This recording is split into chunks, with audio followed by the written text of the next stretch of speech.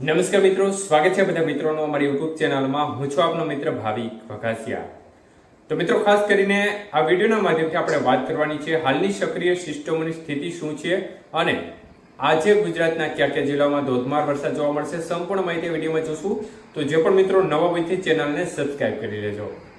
તો મિત્રો, સિસ્ટમ ગઈકાલે જે લો પ્રેશર સિસ્ટમ આંધ્રપ્રદેશ અને તેને લાગુ ઓડિશાના ભાગો નજીક જોવા મળી રહી હતી, તો સિસ્ટમ હવે પશ્ચિમ દિશા તરફ આગળ વધી છે અને હવે સિસ્ટમ ખાસ કરીને મહારાષ્ટ્ર અને તેને લાગુ કર્ણાટક અને તેને લાગુ જે હૈદરાબાદ નજીકના વિસ્તારો છે એ વિસ્તારો નજીક જોવા મળી રહી છે.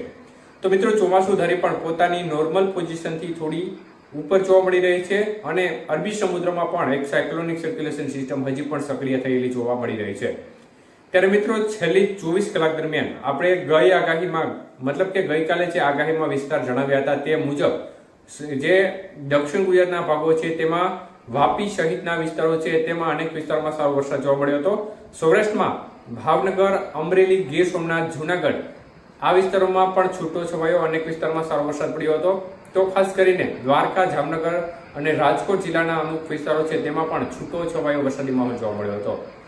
તો મિત્રો, આવનારી 24 કલાક દરમિયાન વરસાદની ગતિવિધિ કયા કયા વિસ્તારોમાં કેવી રહેશે તે વિશે વાત કરીએ તો દક્ષિણ ગુજરાતના ભાગોમાં આજે પણ સારી સંભાવનાઓ રહેશે. આજે પણ નવસારી, વાપી, વલસાડ, દમણ, દાદરા નગર હવેલી, તાપી, નર્મદા આજુબાજુના ભાગો છે તેમજ ખાસ કરીને ડાંગ, આહવા, સાપુતારા આજુબાજુના ભાગો છે તેમાં પણ હળવો મધ્યમથી સીમિત કોઈ સેન્ટરમાં ભારે વરસાદ જોવા મળશે, પરંતુ મોટા ભાગને હળવો મધ્યમ વરસાદ ઘણા ખરા સેન્ટરોમાં આ જે જિલ્લાઓ જણાવ્યા છે તેમાં જોવા મળશે.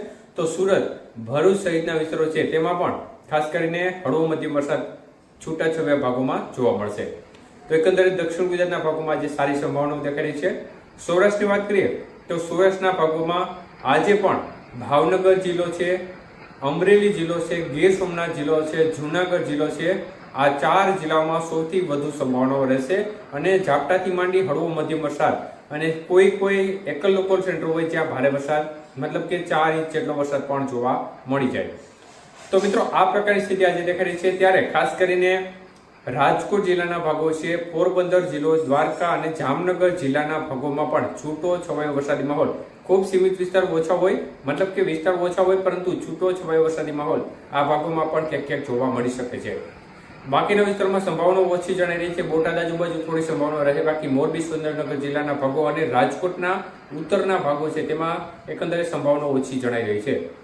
તો મધ્ય પૂર્વ ગુજરાતના ભાગોમાં પણ ખાસ કોઈ મોટી સંભાવના નથી. પૂર્વ ગુજરાતમાં દક્ષિણ ગુજરાતને જે લાગુ વિસ્તાર છે તેમાં થોડી સંભાવનાઓ રહે, બાકી મધ્ય પૂર્વ ગુજરાતના ભાગોમાં ખાસ કોઈ જોખમ દેખાતું નથી. ઉત્તર ગુજરાતમાં પણ તે પ્રકારે જ વરસાદની ગતિવિધિ ખાસ કોઈ રહે તે પ્રકારની શક્યતાઓ ઓછી દેખાઈ રહી છે. કચ્છના ભાગોમાં પણ ખાસ કોઈ જોખમ દેખાતું નથી.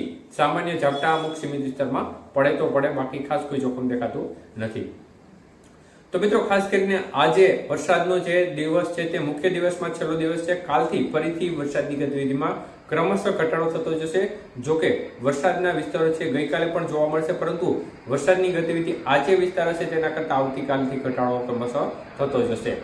અને હાલની સ્થિતિ પ્રમાણે જોવા જઈએ તો ખાસ કોઈ મોટો લાંબો ગેપ નહીં પડે. 18 તારીખ પછીથી ફરીથી વરસાદની ગતિવિધિ બધી બાજુ ચાલુ થાય તે પ્રકારની સંભાવનાઓ અત્યારે દેખાતી નજર પડી રહી છે. એટલે ખેડૂત મિત્રો, જે પણ મિત્રો મગફળી ઉપાડી રહ્યા છે તે પૂરતી તકેદારી અને તમામ વ્યવસ્થાઓ સાથે સાવચેતી સાથે ઉપાડે, જેથી કરીને કોઈ પણ પ્રકારનું નુકસાન સહન કરવાનો વાળો ખેડૂત મિત્રોને ના આવે. હાલની સ્થિતિ પ્રમાણે 18 તારીખ પછીથી વરસાદની ગતિવિધિ ફરી એકવાર ગુજરાતના તમામ ભાગોમાં મતલબ કે જે આ છૂટો છવાયો વરસાદી માહોલ જોવા મળતો હોય છે તે પ્રકારે તમામ ભાગોમાં ગુજરાતના વિસ્તારો છે તેમાં જોવા મળે તે પ્રકારની શક્યતાઓ અત્યારે બનતી નજરે પડી રહી છે.